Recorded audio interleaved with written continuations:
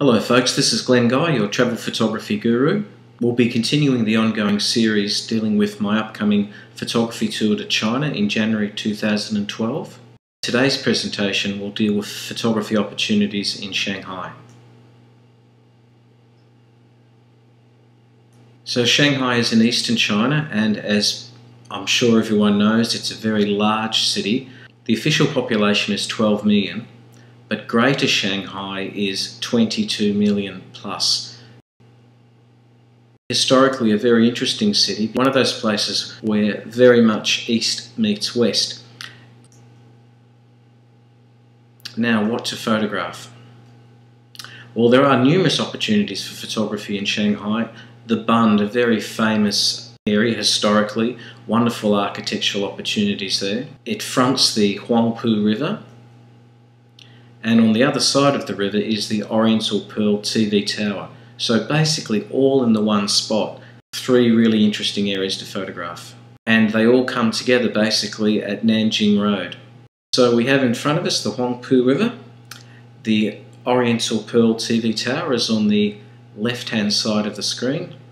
A pretty straightforward image shot with my 24-105mm lens at 105mm. Of course, if you had, say, a 70 to 200mm lens, you could concentrate more on abstracts when you're photographing close-ups of the buildings. Now, the TV tower is actually very futuristic.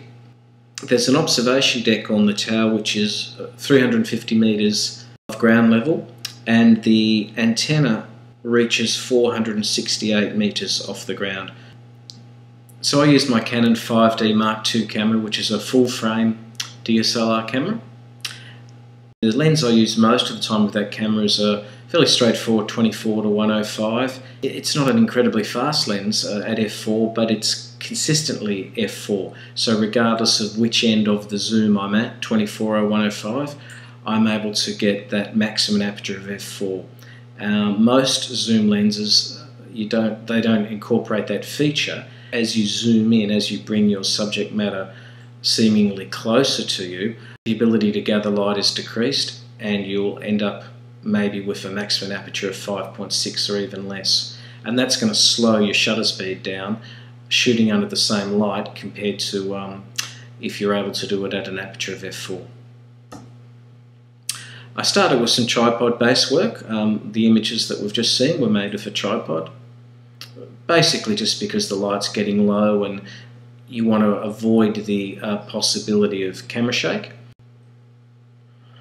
As the night progressed, working handheld with ISOs from 400 up to 1600 to be able to give me a shutter speed that enabled me to hold the camera without incurring any adverse effects of camera movement. So this is shot on the Bund itself. So the Bund is the other side of the river from the Oriental Pearl TV Tower. Really trying to, I suppose, concentrate on the portrait aspects of these reliefs carved in the stone.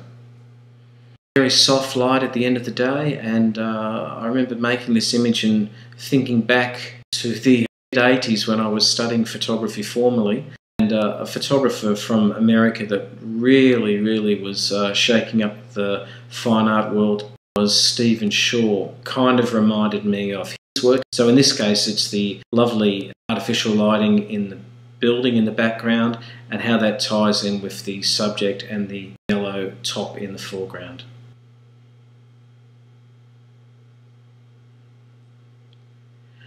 This is where those carvings were. You can see that the Bund extends quite a way down, and you also notice that a lot of the buildings there are quite European in design. Simply turning around and shooting the opposite direction. So it's all here, and I like the fact that he's a European and he's photographed in Shanghai. He's on a red background, very symbolic of China, that colour. And he's photographed against the larger background, which is a classical Western style building in Shanghai itself. Not too far away, still shooting from the Bund at a apartment block.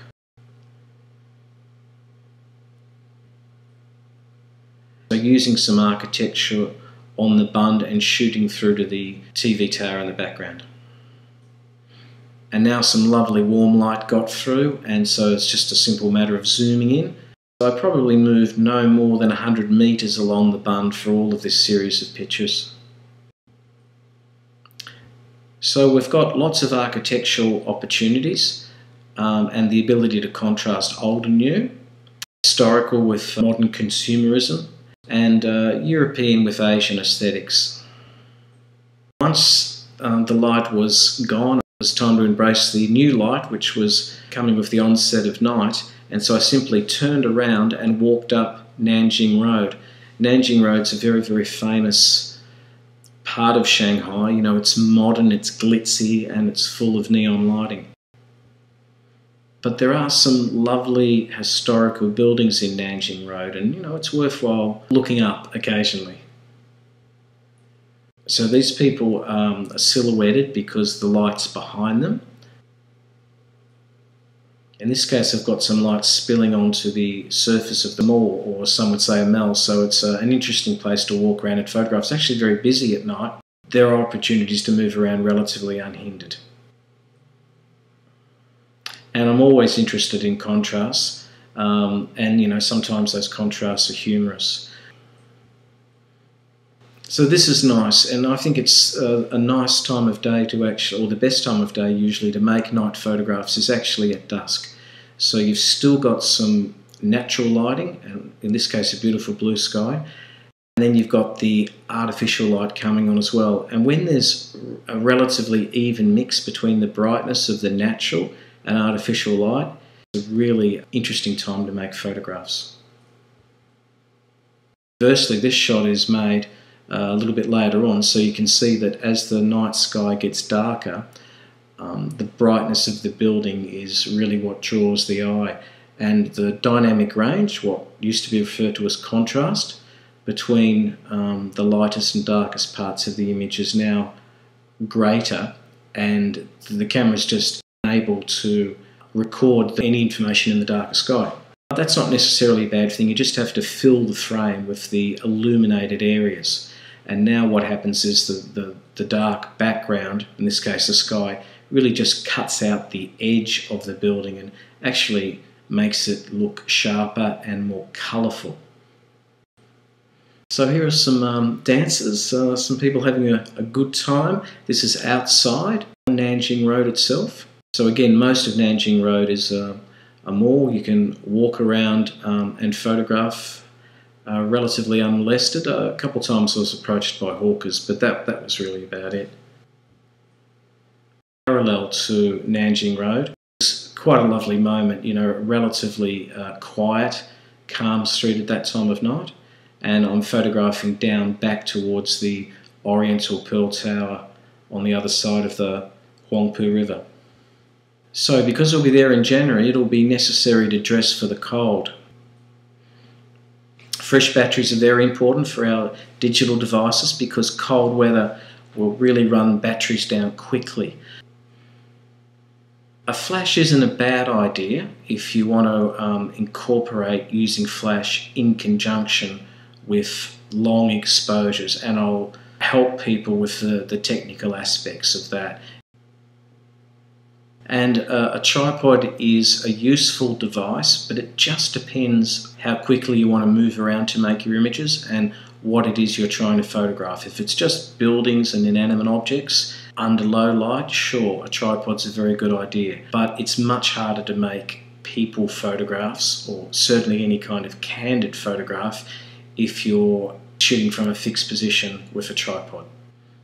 Now here's a lovely place. This is the foyer to the Peace Hotel, and normally you're allowed to walk through the fairly extensive foyer and make photographs as long as you don't get in anyone's way, you know, you don't impede their progress. And I managed to wander around to a variety of parts of the Peace Hotel. This is an old ballroom upstairs, which was empty that evening, so it was lovely to pop up and have a look. Beautiful details throughout the Peace Hotel. What I particularly like about the Peace Hotel is this little bar inside, and there is a group of jazz musicians, a band, that has been playing there for decades. They understand the music. They've got the feel of it, and technically they seem to play very, very well. The bar itself's nice, and they didn't mind. I asked permission.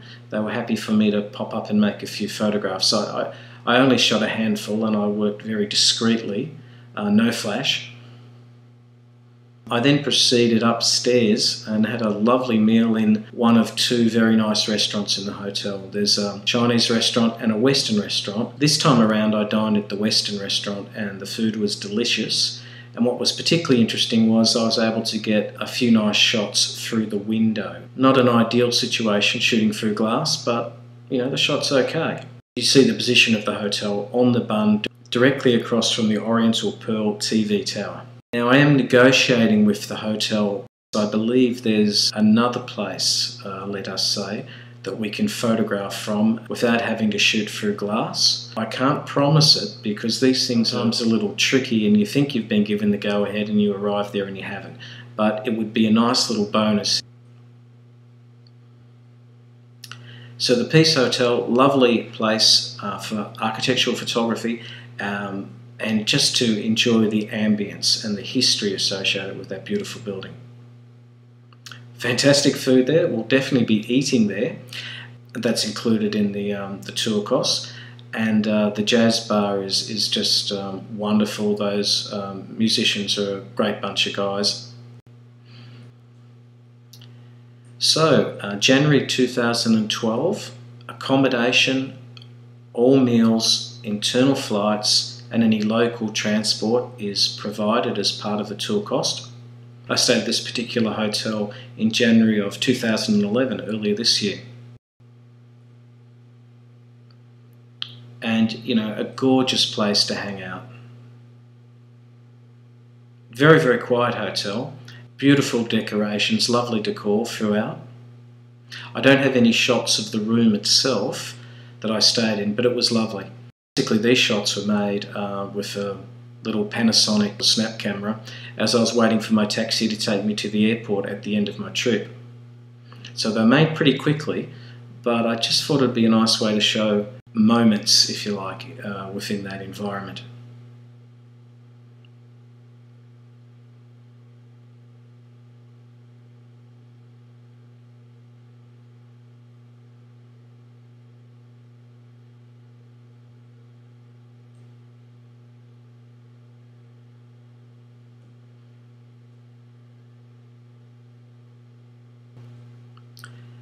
So as part of the tour there will be various photography sessions, both theory and prac, and of course the prac sessions will always be relating to the next place we're photographing, so the information will be fresh and you'll be able to put it into practice straight away. There will be some image processing sessions and I'll be providing information in a range of ways. Exclusions. Airfares to and from China are not really part of the cost of the tour because you'll all be coming from different parts of the world. However, I am exploring some options there which I'll be able to talk about in around another week.